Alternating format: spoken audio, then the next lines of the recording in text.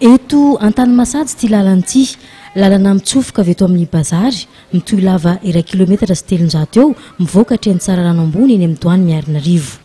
Arabe vita goudron ty lalana ty taloha, tany amin'ny taona 80 taona nanokafana azy hoy ireo olobe amin'ny tanàna.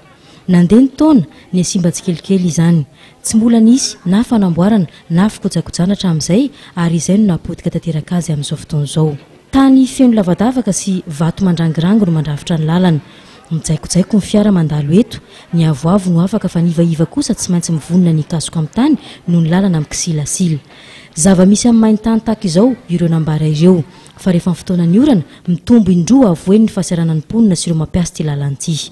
Rehefa fahavaratra zany no tena mijaly be zay amin'ny fanaterana mpianatra, lasa manimba tomobila be zany le izy. Tena olana zany amin'le godragodra, le vovoka rehefa main-tany ohatran'izao tena be dia be ny vovoka zany. Tena ratsy loha izy totoana be sahirana be amin'le fanaterana mpianatra.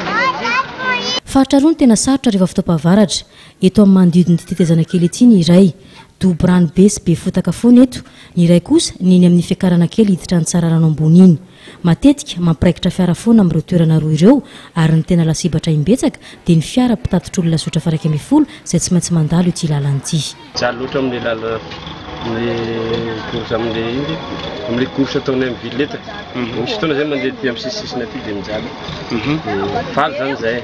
Ny valy ny etaeta sy ny faniriam-ponina anisan'ireo tafiditra ao anatin'ny tetikasa fanamboaran-dalana eto Mahajanga amin'izao fotoana izao ity lalana Antanimasady miazo an'ny Tsararano ambony ity.